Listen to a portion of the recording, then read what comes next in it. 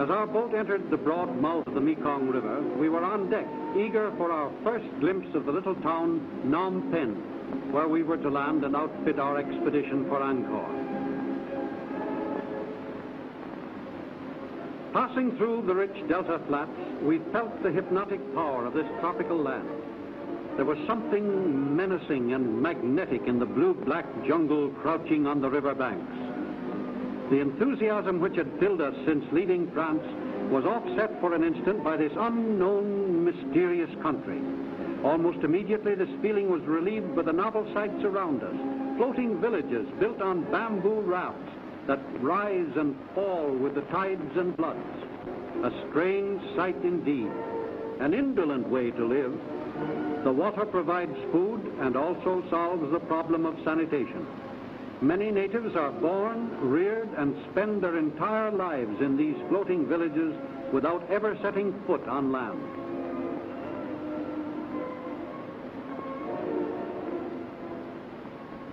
Approaching the harbor of Phnom Penh, capital city of Cambodia, we saw crowds of natives in holiday attire gathered for the annual boat races, a picturesque and colorful scene.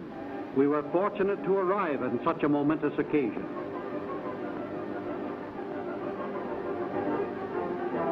The canoes are 60 feet long and have 40 men to a crew. The coxswain sits in front because the men face front. He beats the stroke for all the world like the captain of an ancient slave galley.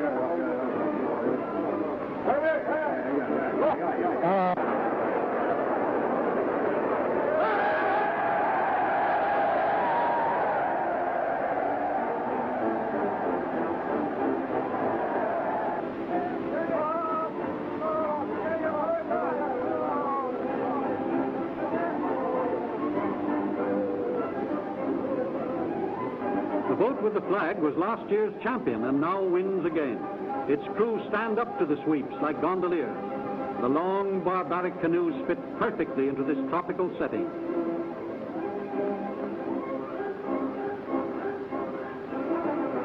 We hurried up the main street of Phnom Penh and seemed a curiosity to the children.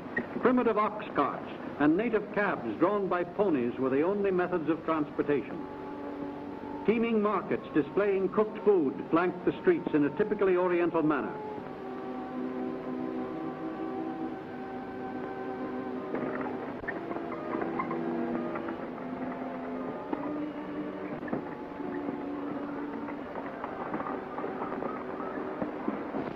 Visiting the King's Palace Gardens, our interest was arrested by carvings of 7-headed cobras on each side of the principal pagoda stairway, representing the goddess Naga. Legend has it that Naga herself was a cobra, and when each king took a new bride, Naga assumed the shape of a human virgin, displacing the bride, spending the wedding night with the king, and next morning reassuming her character of cobra. Being guests of the king, we were permitted to see the royal Cambodian dancers. We noticed on the left an outstanding figure wearing a monkey mask, representing the Prince of the Apes. The dance portrays princesses dancing for him, and all of the action centers around the figure wearing the monkey mask. The extraordinary motif astounded us.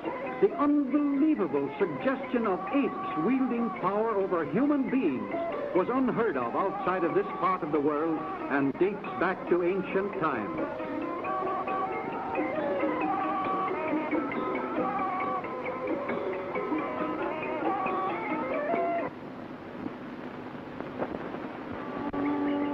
Monkeys are sacred throughout Cambodia. They swarm everywhere, never tied or caged, never killed by man, even given houses of their own, and living like gluttons while poor peasants go hungry. Centuries of protection have bred a race of apes who are fearless of mankind.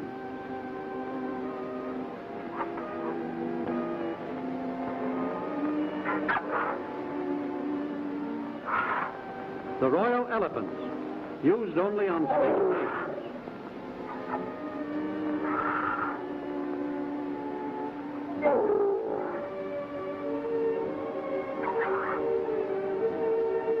Every day at 2 o'clock, they make their way to the river where they're met by keepers who give them a bath, not only to cool them off, but to soften their hides.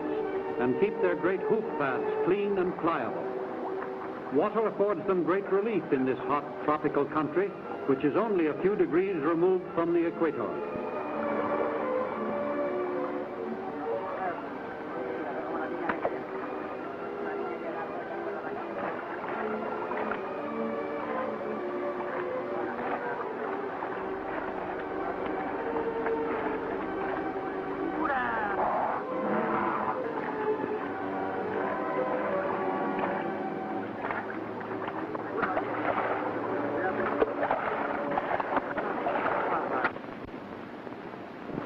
A few mornings later, in a steaming jungle fog, we loaded our supplies into ox carts and started for the boat landing.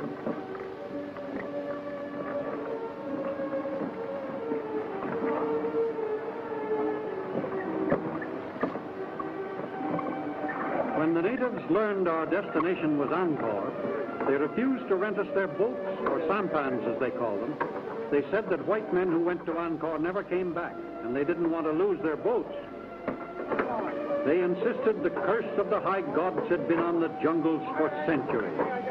This was our first intimation of the obstacles and hazards ahead of us.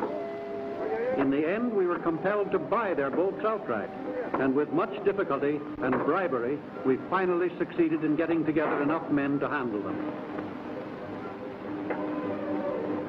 As we pulled out into the stream, starting on our long journey, our headman's wife and baby were on the shore to bid him bon voyage.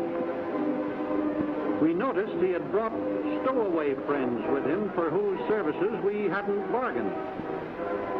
Our number one boy was a likable chap, but strange and mysterious. They all are.